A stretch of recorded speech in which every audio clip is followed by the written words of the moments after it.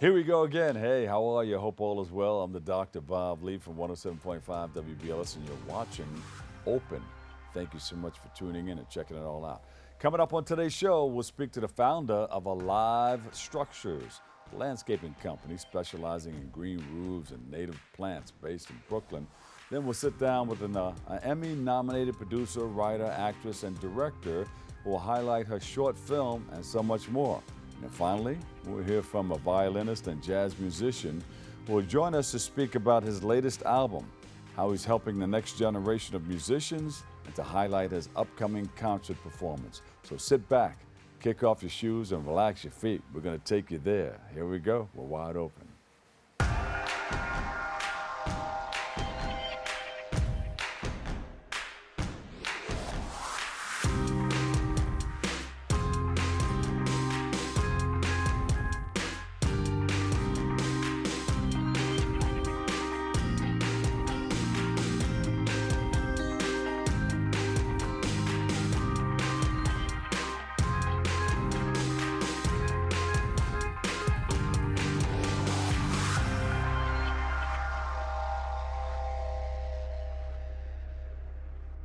I'm your host, Dr. Bob Lee, and you're watching Open. It's that live interactive program that brings the Bronx and New York City straight to your TV set. So kick off your shoes and relax your feet and stay connected to us. That's social media, BronxNet TV. Leading things off, our first guest is a landscape designer who is helping New York City be more green and alive. So please welcome to the show, Marni Majorelle. Marni, welcome. Hi, Dr. Bob. Thanks for having me. You're doing all these wonderful things in our city, making things greener, making things happen with all those wonderful sounds of the city, mixed in with the things that you love. Talk about it. How did you get started with it? It's a good question. I think it all starts with my mom. She was a landscape designer in New York City, and I grew up working for her off and on, and she still helps me with my business. So she's still a vital part of making the city a more beautiful place. And I just wanted to be outdoors, working with my hands and just kind of physically changing the city instead of Yeah. behind a computer. So it Yeah. just seemed like a great fit. Yeah. And you took what your mom, what you've learned from mom, and you went to Columbia University and you got into biology and you put all of that together. How's that working out for you? Biology conservation was a great base for really getting a mission and a vision Mm-hmm. for what I wanted to do. I wanted to change New York City and nature in, bring more nature into the city. Yeah. So it helped me think about how I could do that. Yeah. And then you went on to do landscaping and designing at the Brooklyn Botanical Garden. Well, I How's it? studied there. I You got studied my there. certificate of horticulture there, and it yeah, it helped inform all my design work. I became much more knowledgeable about native plants, and I learned a lot about just overall gardening. So Yeah. it brought all of my interests into actually being able to do it. Yeah. Do you also do rooftop gardening? Or because you Yes, see a lot of that. yeah, Sometimes you're on a bridge or something, you look down, you see green grass and things growing on rooftops. yeah, yeah. I wish we would see even more of it. Yeah, yeah. So you're into that. That's one of the things that you do. That's my specialty, and it's we have a lot of underused rooftop space that could be converted into natural habitat, Yeah, into a real environmental resource for this city yeah. to alleviate a lot of our environmental problems here. And it will alleviate problems such as, Stormwater overflow. So combined sewage overflow is something that happens every time it rains in New York City because we have an antiquated sewage system. So green roofs act as a sponge, absorbing that stormwater and reducing flooding and overflow. It also cools the city because plants just cool the air temperature. And that's really important because we live in an urban heat island effect, which means yeah. that it's much hotter here than outside of the city, and green roofs help to reduce that. It also is a place that we can create natural habitat for birds, migratory butterflies, all sorts of bees that desperately need this kind of space to Yeah. call home. Yeah, when we were younger, you saw a lot of different butterflies and other animals, but they kind of, where did they go? You think they're going to come back? This will help. Well, I think this helps.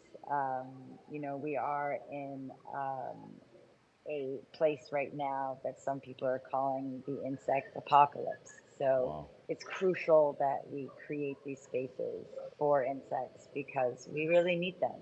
Yeah. I know sometimes people get grossed out by insects. They just think, oh, cockroaches, things like that. But without birds, bees, butterflies, and a host of other pollinators, we just wouldn't even Yeah. be here. I mean, we can move the cockroaches aside. Yeah, that's not what it is. That's not the insects that we're really trying to protect. They don't need our protection. They're But doing we really fine. need bees to We pollinate our do. flowers. How Yes, important is that? we really need. It's crucial for our ecosystem, which we still depend on. We're still part of this whole natural system. Just because we live in the city doesn't mean that we're excluded from being part of nature. What impact does your project have on the current climate crisis? Well, New York City is definitely becoming a hotter and wetter place. And I think we've seen that this summer with pretty intense hot heat waves and then, a week where it just rains nonstop. So green roofs help reduce flooding, help reduce combined sewage overflow, and that means we have reduced water pollution, which is a big problem in New York City. Yeah. And also, it reduces air pollution. So every time it gets really hot, the air pollution gets worse. That's why you get this alert of air quality, Yeah. um, bad air quality day. Green roofs help reduce that.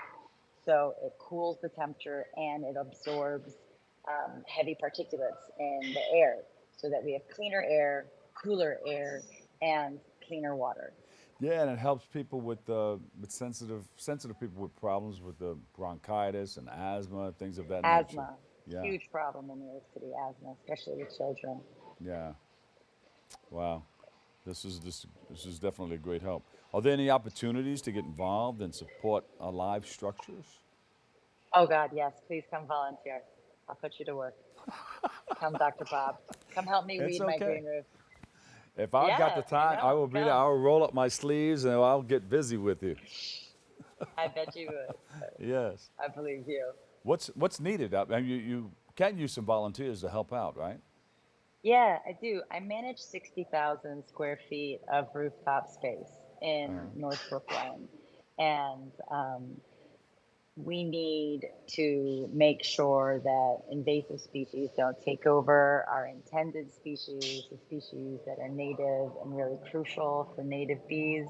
And I want to maintain these spaces as natural habitat. yeah. But we are constantly fighting weeds that we don't want and that can take over. So it can be a lot of work, Yeah. but it's very satisfying. But But you'll I do take need help. yeah, you'll take us on a tour first, right? Should we get a group of people, I would. get our Bronx Net Oh my cameras, God. and go from rooftop to rooftop and take a look? Totally. Let's do it. I You would got love it. that. We'll talk to Okay, Steve and cool. our producers and see if we can get like a little crew to make that happen. Thank you. That'd be great. I'd love to be able to show more people. And if people are interested in gardening and planting and have no experience, what would you tell them? How do they get involved? Well, I tell them to join a community garden maybe first to look in their Yes. neighborhood to see if there's any community gardening opportunities. Um, you can always take a class. Maybe there's some classes at the NYBG, the New York Botanical Gardens, which is an amazing resource. And I mean, any way to get your hands dirty and start growing stuff despite being in the middle of this concrete jungle, Yeah. it's so therapeutic. We really need it, as a city, as a population.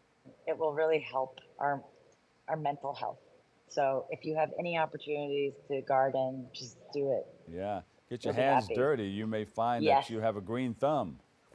yes. A lot of people do, actually. How did you find out that this is something that, well, you know what to do to make things grow? Yeah, most of the time. You know, it takes care. Honestly, it's just like anything. Uh, plants take maintenance. They're not like a concrete wall or doing construction. Yeah. They're alive. So sometimes things are urgent, like Yeah. if people don't have their irrigation systems on or it's a heat wave, and I'm like calling on my clients, like, please water your plants, remember to water your plants. Yeah. I would Yeah. just tell everybody out there, remember to water your plants. I know we just had a week of rain, but I walk by the city and I see people's planters in the front yards, and I just want to ring the doorbell and be like, you need to water your plants.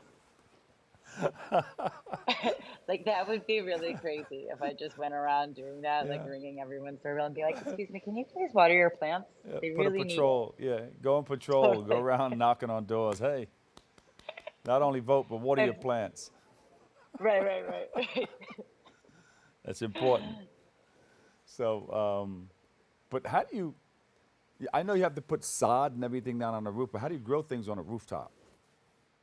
Right. Well, a lot of people think we're just throwing like a bunch of dirt and like seeds on a roof or something, but it's not Right. like that. There's a whole technology behind green roofs. There's several layers that go down on top of the roof. Yeah. First of all, there's the waterproofing. That's something that gets done without us. Ah. That's before when Yeah. we before we even get there. There's a waterproofing. All roofs need waterproofing, right? The next thing that we put down is a root barrier, and then a drainage board, and then a thick filter fabric.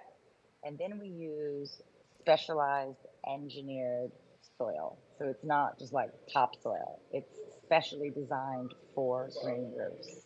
So that means it's lighter weight. Yeah. It consists of expanded shale. And then we put in our plants on top. There you go. And everything works together like a hand in glove. Of course, with a little maintenance. Maintenance, please, maintenance. We need the maintenance. Where can we find more information about everything that you're doing? You're doing such a wonderful job. We thank you for that. Oh, thank you. Yeah, my website's a great place. I have lots of information about green roofs and about the importance of native plants.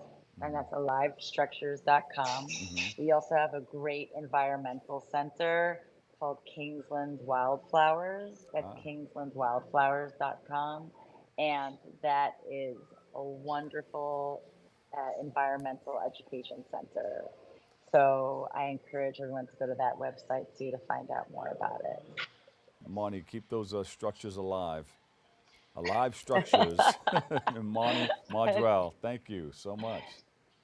Thank you, Dr. Bob. All I right, and appreciate come it. back and bring some plants. Okay, Something that no, we you can come grow in to the me. studio. What can we grow in the No, no, studio no. here? Oh my You need God. sunlight. We have lots of lights for that. I don't know if that'll work.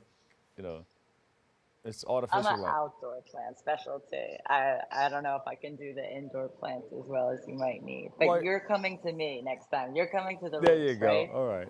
Well, we can put a Okay, we snake got a plant in deal. here. Snake plants, that's perfect. Yeah, they'll work Snake plants indoors. are, yes, do it. Get one. Thank you so much. We love you. All right, thank you. You Take got care. it. Marni Majorelle, founder, Alive Structures. We'll take a quick break. I've got more open coming up next.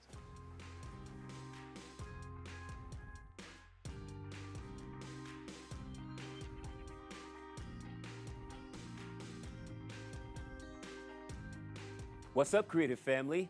Discover your voice with BronxNet Community Media Classes.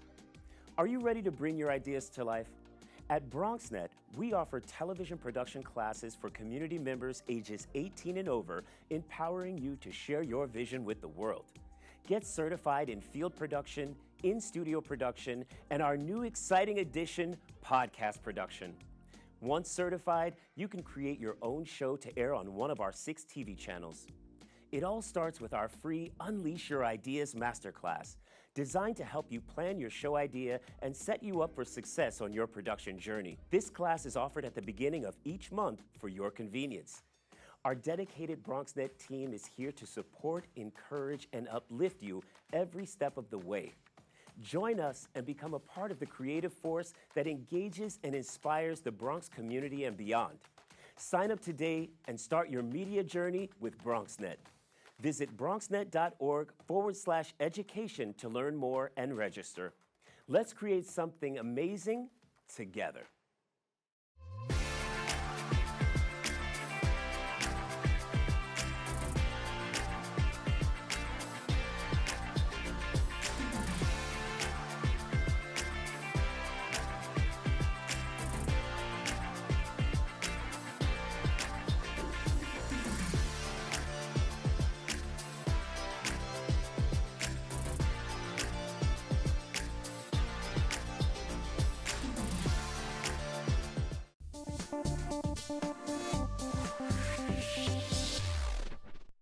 And welcome back. You know, our next guest is an Emmy nominated PGA producer, writer, actor, and rising director and showrunner. She has created content for companies such as Netflix, Nickelodeon, Fox, DreamWorks, Disney, Marvel, and Lifetime, and can be seen acting on season 2 of Amazon's Prime Harlem on All Blacks, Makeup Times Breakup, and on 2023 BET holiday film So Fly Christmas, starring Tashina Arnold and Tammy Roman. She joins us to highlight her short film that has been qualified for an Oscar nomination. All right. So please welcome to the show, Okema T. Moore. Okema, welcome.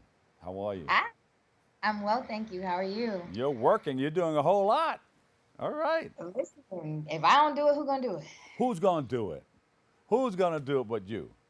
You know, you're going to step up to the plate and hit some home runs, right? We trying, because baby, right now, post-strike is all strikes out. There you go. Now, what piqued your interest? How did you get started in this whole game? So I actually started on Sesame Street as a child. I was an actor, singer on Sesame Street in 84, 85. I had a young mom who was like, just put her in everything. And so I wound up getting cast on Sesame Street. From there, I went into music. The industry changed a lot, and I was like, okay, well, I want to go back to acting as an adult. But in the early 2000s, late 90s, I just got tired of auditioning for the same kind of roles. Yeah. Baby mama 5, around the way girl number 7, crackhead number 3. It wasn't all this beautiful work that we have today with all of this nuanced Black story. So I was like, well, I'm a journalist. I'll write. But I was like, I don't have money. So if I write it, who's gonna make it? And so, I figured it out, and then lo and behold, I started producing for television. I started writing more, and I've been blessed to really kind of be on some really great shows. Harlem was a ball. So Fly Christmas was a ball. And we just keep it going. So you feel that you were typecast. You said, you know what, I got to do something else. Let me sidestep here and make another move. And that's how you do it. You got to keep it moving. Yeah. If it doesn't work straight on, let's go around it, go over it, go under it.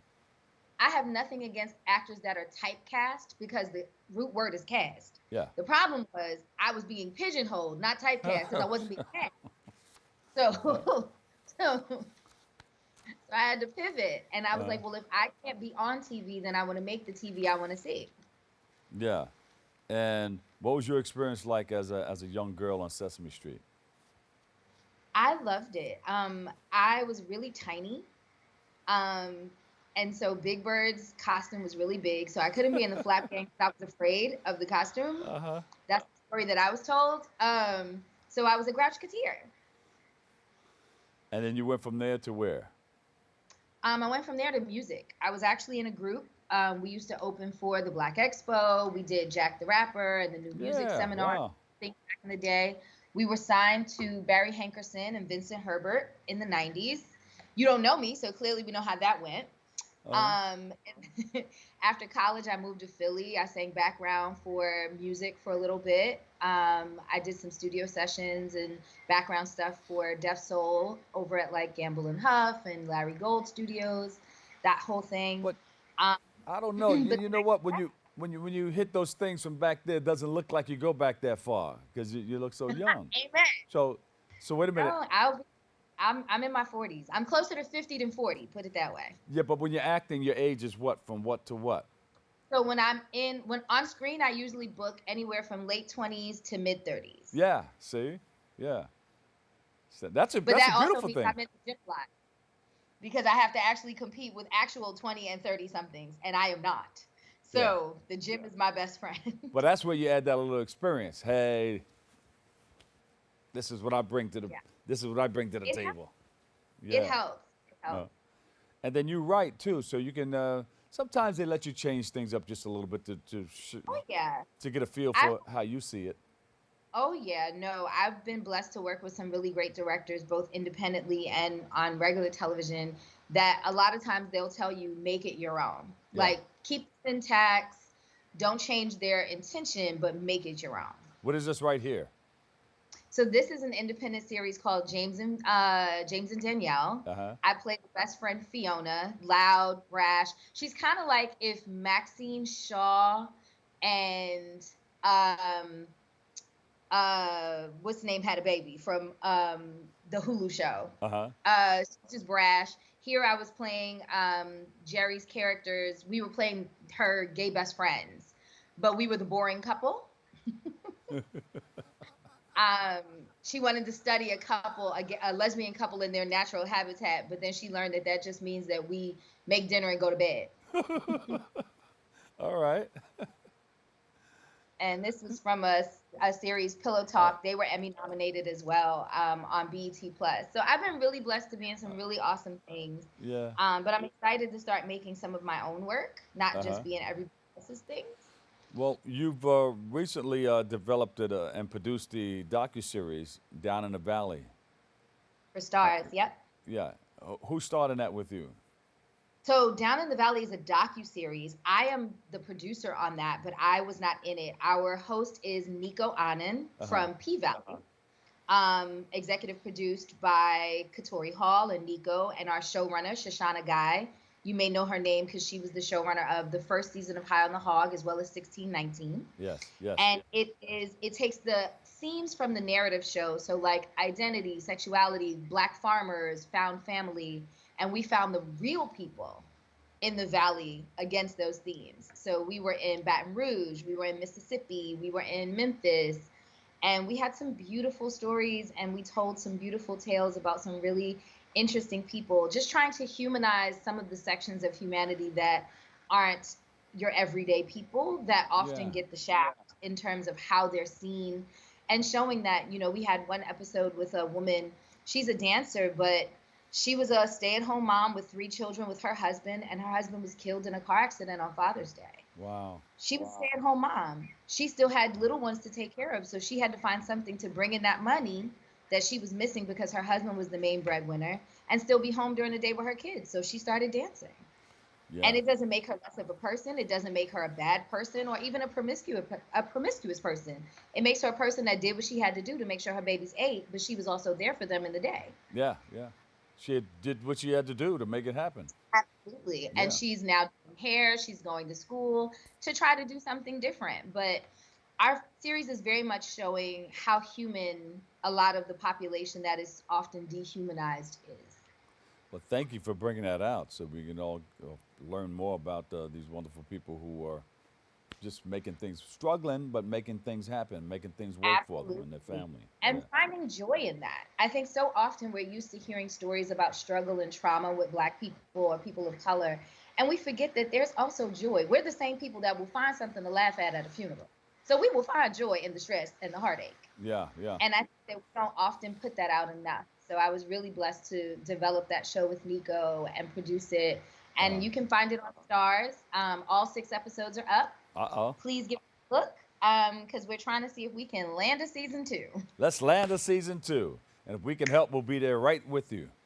You also won a short film competition at the American Black Film Festival. Talk about that. How was that, receiving that award?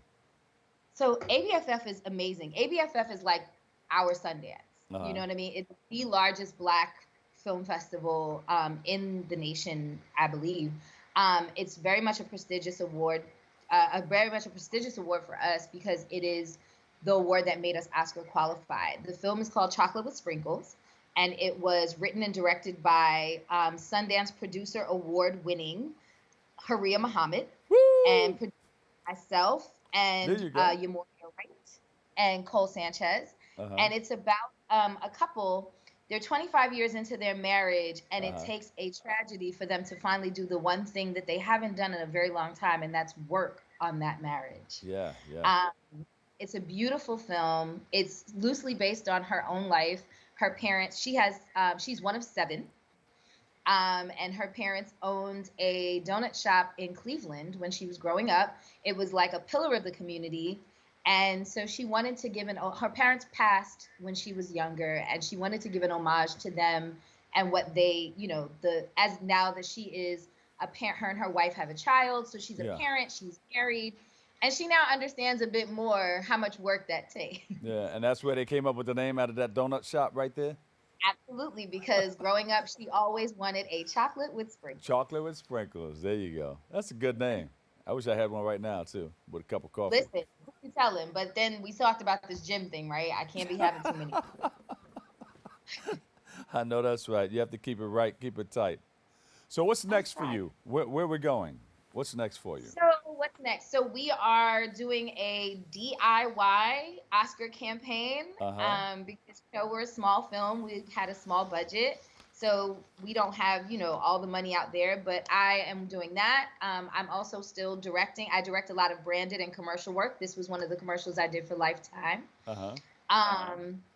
So still looking for new branded and commercial work. I'm also writing. I have a pilot that I'm developing. I got a fellowship for that through Women Going Places and Writers Boot Camp. So I'm working on that so I can start applying to some other programs. And just continuing to tell stories that make me excited and that speak for voices that don't often get spoken for, or just finding new ways to do that. Yeah. I have a queer-centered pilot that I'm working on now. And I think when we see a lot of this work, a lot of that, we don't get to tell really interesting stories. They're always either super big or not big enough. And so I'm looking for ways to continue to vocalize that queer folks, Black folks, women, marginalized communities have stories in them that don't just border on trauma or that they are this thing. They are doing awesome things and also happen to be Black or queer or women or poor. Yeah. Okema, how do you keep everything tight? All of these things that you're doing, how do you keep everything rounded off? And I'm an organization nut. So for me, like when I finish with you, I will go to the gym. When I come back from the gym, I have to write. So I really do compartmentalize my day and my time so that I can give as much as I can to each of the things.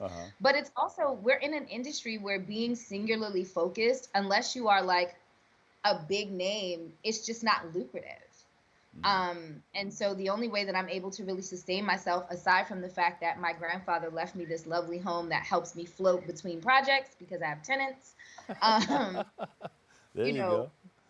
Being multifaceted means like when we were on strike for acting and television, I was able to write.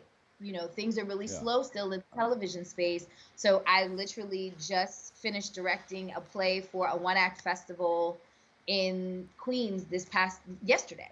Yeah.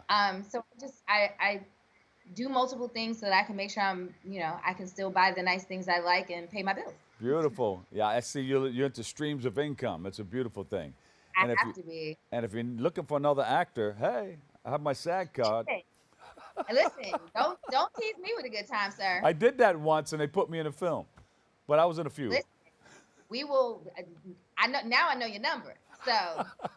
You know where I live. Now Listen, I know where you be. Give us some more information on how we can reach you. You can find me at my website, morethanenough.com, Uh-huh. or you can catch me on Instagram at Okema T Moore. Everything is under my own name. I don't have any of those. You know how some people have like Yeah. these different handles. No, everything is my name. That's good. Beautiful. Okema, thank you so much. And come back and continue to share with us, okay? I will. I don't know if you remember, but I hosted Open Line with you guys many moons ago. Woo! Okay. All right. Okay. With you, Brother Fatine, and our lovely Bob Pickett, rest in peace. Yeah. Rest in So peace. yes, so I'm glad to see you again, and I would love to come back. And please let me know as a media agency how we can support what you have going on, because I believe that it's always you have two hands for a reason, one to give, one to receive. Uh-oh. So if there's There you go. anything that we can do to support you and your team and what you guys are doing, please don't hesitate to let us know. You got it. And one washes the other. Let my producer know. We're going to, we'll keep in touch and we'll do some things. For sure, Okay. for You sure. got it. All right. There she goes. Okema T. Moore doing her thing. She has a chocolate with sprinkles and so much more. We'll take a break and we'll come back with more next on Open.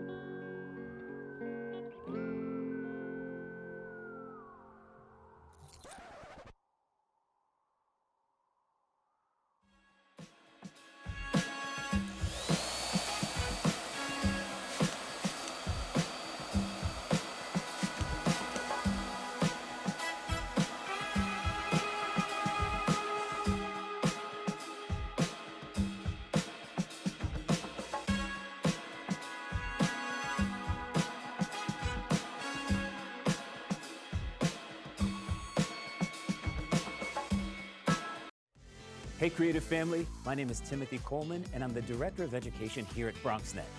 And I'm standing in BronxNet's Media and Technology Studios in the South Bronx because I want to let you know about an amazing program that we're bringing back that highlights the creativity of community members just like you. Emerging Media Makers is a show that introduces you to BronxNet's certified producers. They've taken a step in their creative journey by enrolling in BronxNet's media training classes. On this show, you'll get to see the many ways that our certified producers have created a space that's all their own. Emerging Media Makers, your passion lives here.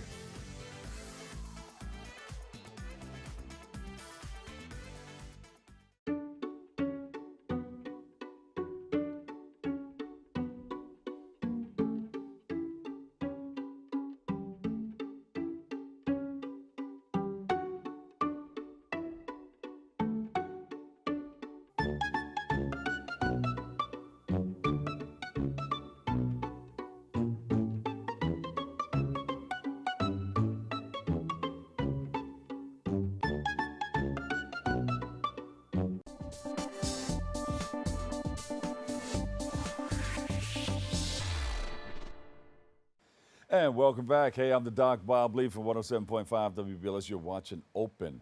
You know, our last guest is no stranger to the show. He's joined us a few months back to speak about the work that he's been doing with his students at the KIP Academy, also known as KIP Academy String and Rhythm Orchestra. He joins us to speak about his upcoming performance. Please welcome to the show, MaJiD. MaJiD is in the house.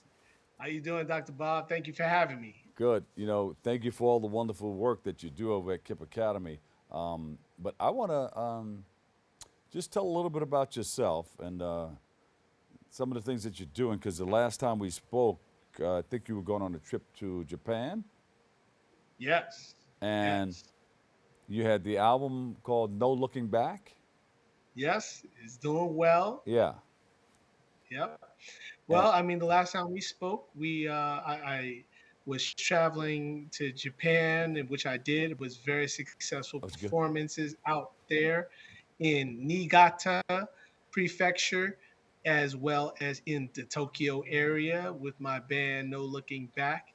And, people are loving the album all around the world, as you Yeah, can see. And it's been a blessing. that's good. You keep doing your thing. And then how did you connect with Duke Jones? Because he Well, plays Duke a trumpet, Jones, right?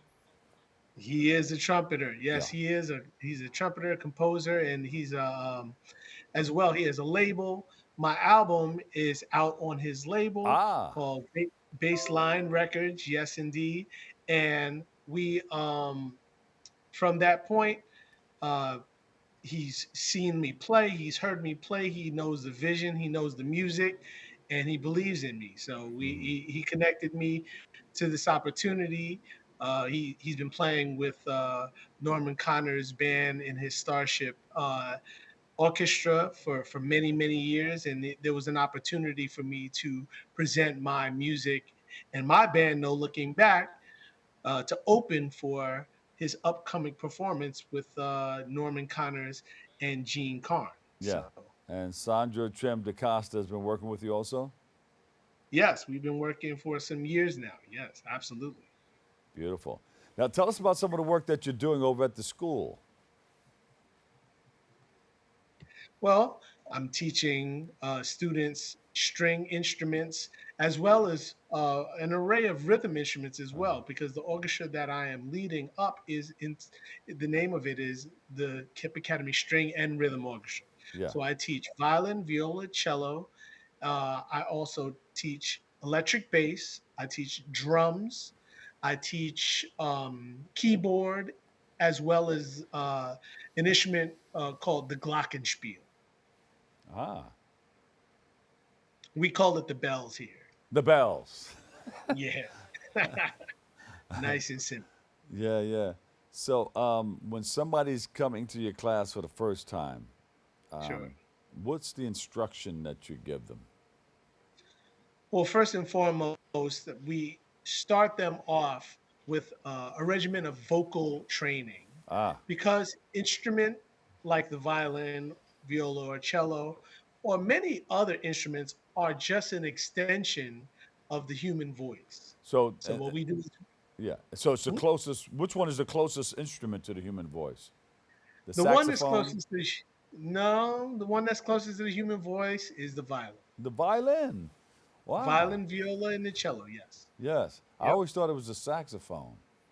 No. The saxophone has a bit more of a honky sound. Yeah. Because Yeah. you always have that call and response with the vocal, with the voice and the saxophone. Well, I know why you might think that simply because these are instruments that utilize the breath to create their sound. Ah, okay. So the phrasing of brass instruments and woodwind instruments is very much the phrasing vocal is very vocal. Yeah. However, the sound itself is the violin, the strings sound more like vocals, Yeah. like singing. So, and you give hands-on instruction there, so the students get an opportunity to pick up a violin or one of the instruments. Absolutely. They play instruments from fifth through eighth grade. And on occasion, I just had a student that graduated from high school who was a student here at KIPP and Yeah. then followed me at Harlem School of the Arts. And now she's going to be attending um, a college in the city, Hunter College. But she also auditioned and had success performing in other spaces. Yes. Beautiful. Now, when Yeah. I know you get an opportunity to play for the students too. What's the first thing that you teach them on the violin? Well, when I'm first teaching them is the bow. I teach them how to play, how to hold the bow, because the bow. That's kind of like the lungs.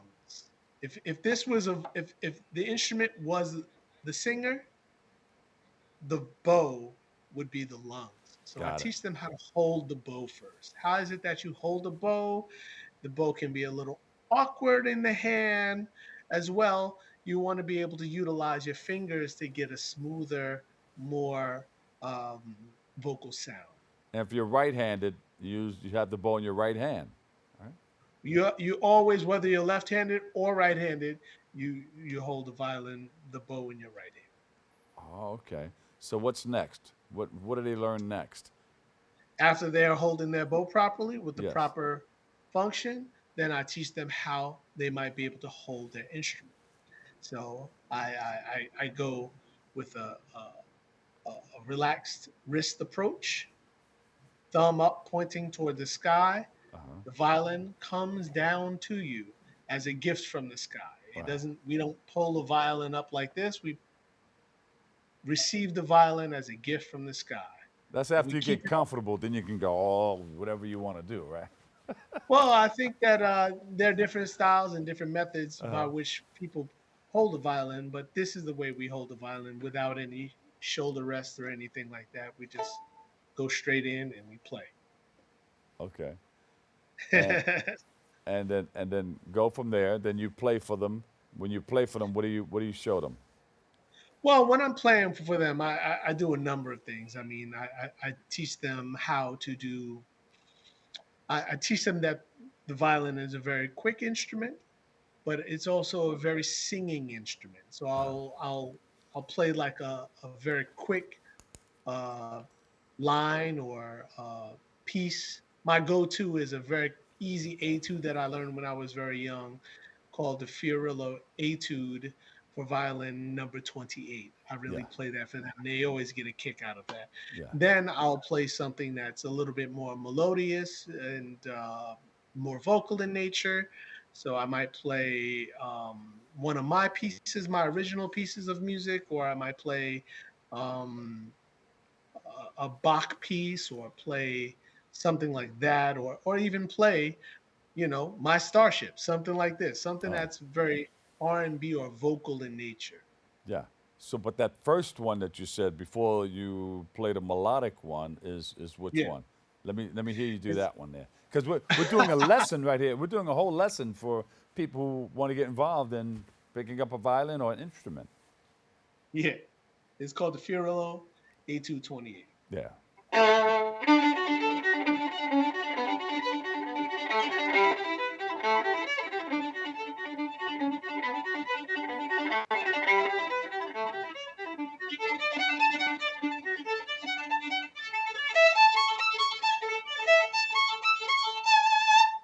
Now it'll take them some time to learn that one, just starting out, right? Yeah. Yeah. That's just to get them enthusiastic about playing the instrument. The Yeah. reality is this instrument takes many, many, many months to get at least a decent sound. It's Yeah. not like a keyboard instrument where you just come and you poke the Uh-huh. button and then the sound comes out. You got to produce the sound physically, and it has to be just Yeah. right, or it's going to sound squeaky, as many amateurs sound. Yeah. But like with anything else, you have to take some time. You have to practice, right? You have to put the time in. Yes, So, yes, absolutely. and then the next thing that you played was the melodic piece. How did that sound? Well, I'll play the theme to my album called No Looking Back. Okay. Uh, Okay. for instance.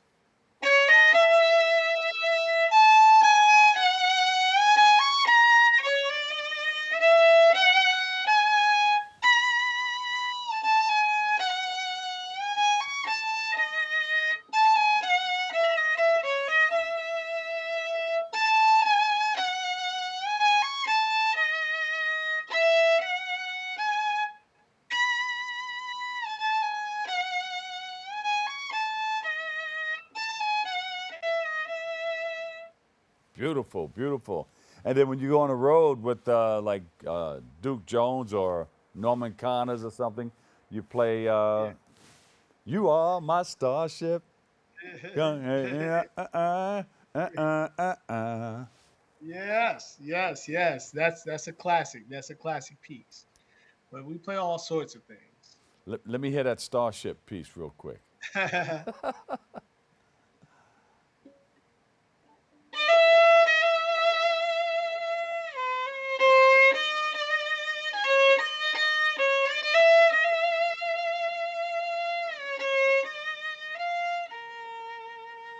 Yes, you are.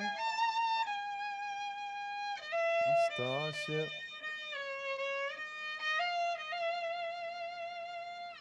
And don't be late. All right. Come to say. Beautiful. That's how you do it. So listen, you've been doing it for some time. You're doing it. You're still educating people, and you're traveling. You're on your. I don't know how you find the time for all of this. How do you put it together? How do you make it work?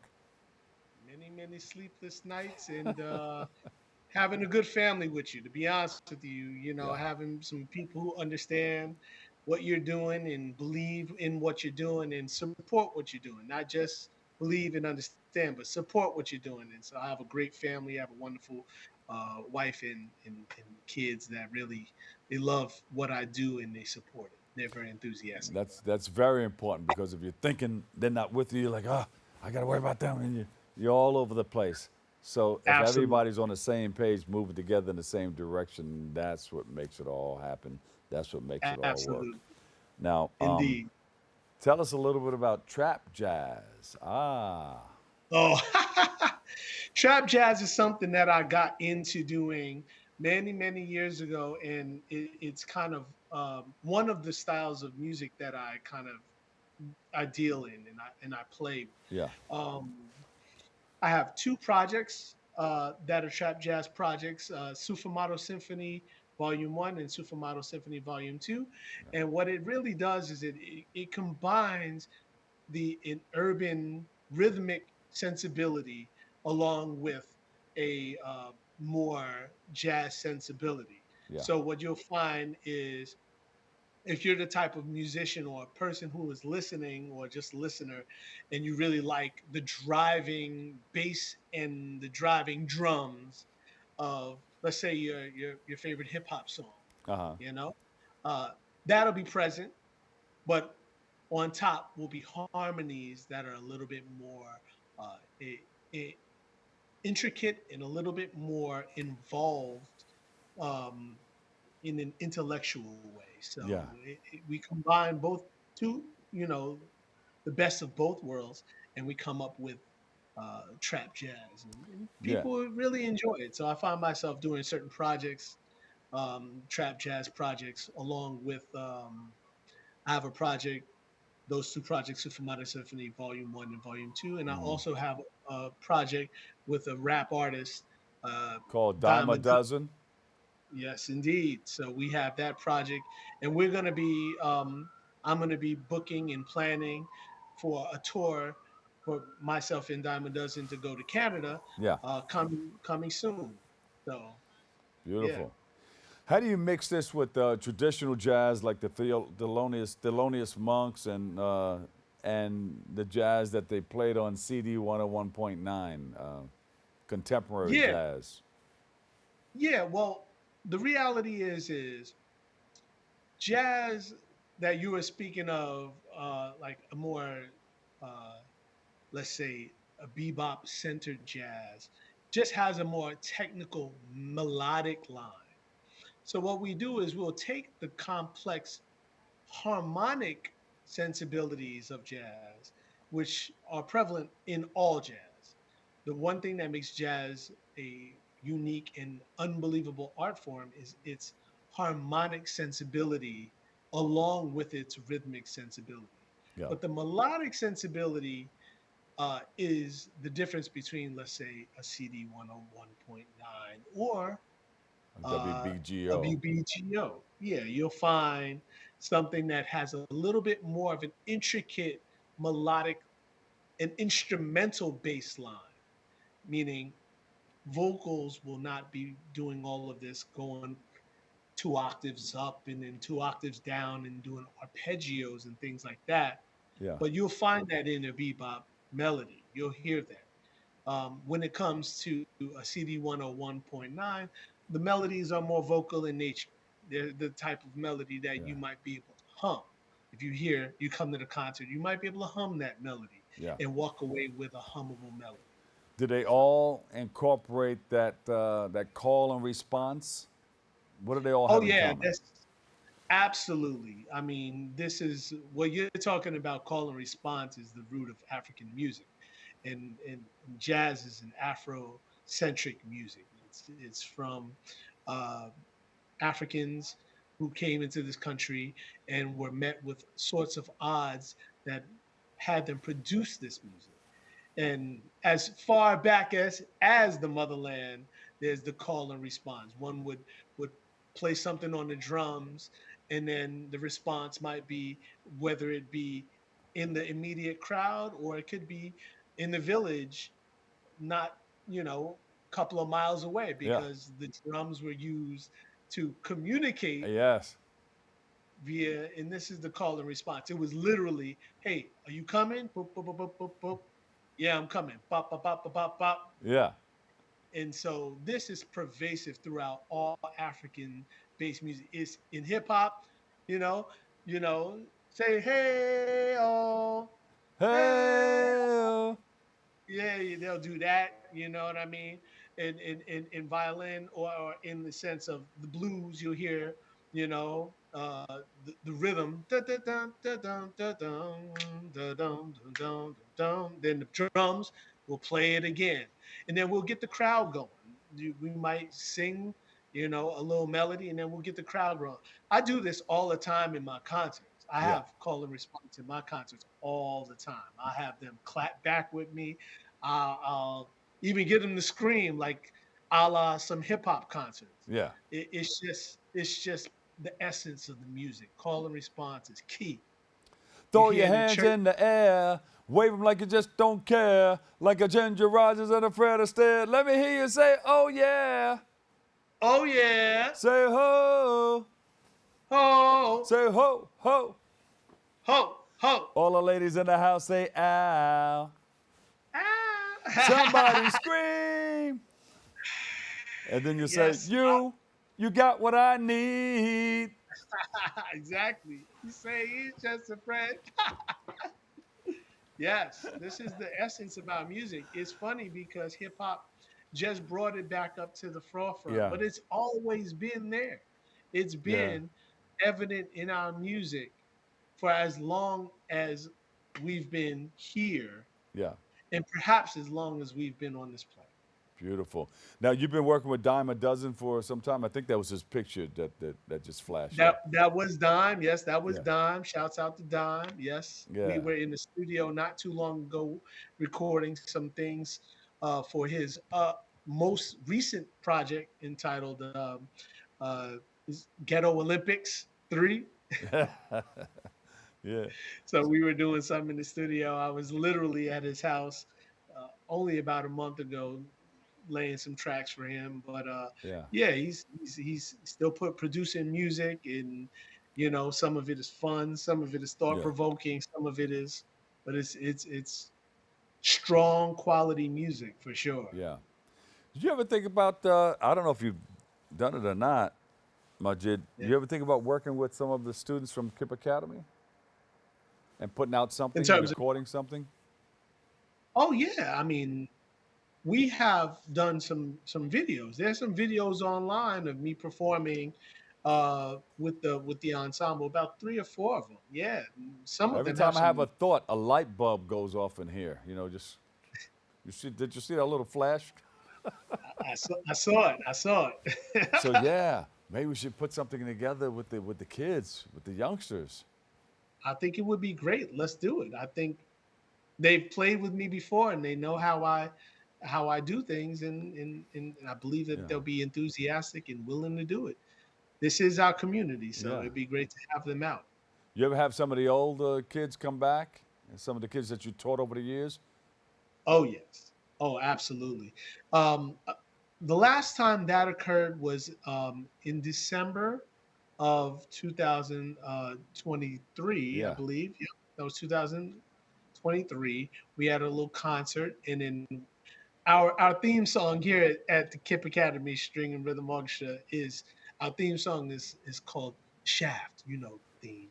Dun, So dun, at dun, the dun, end of dun, every dun. concert, yep, we play Shaft. And so what we did is we had some of the alumni come back, and they 2 or 3 traded off the drums. One hopped on the bass, Yeah, they come Wow. back. Yeah, Yeah, this is a very community oriented school, and that'd we be have good to quite see. quite a wonderful history Yeah. here. We should put that together in the auditorium over there. That'd be good to see. Let's do it. Yeah. I'm game if you're game. Yeah.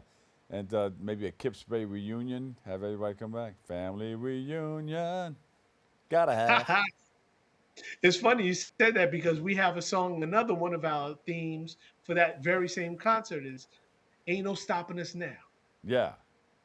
I like that. Ain't no stopping us now. Yeah. We're on the move, That and has a good call it's and response in it too.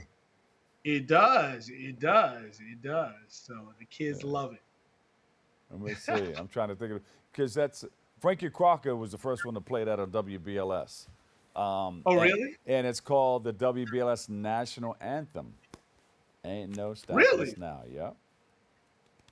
We got to get it together. This is our theme. The kids can play it. We've done it. Ooh. Ooh. Uh-oh, the bulbs are going off again. Let's talk about that. Yeah. Let's do it. Let's do it. Yeah. So, you are currently doing something. Are you still touring right now in concert, or what's coming up? Well, I'm back.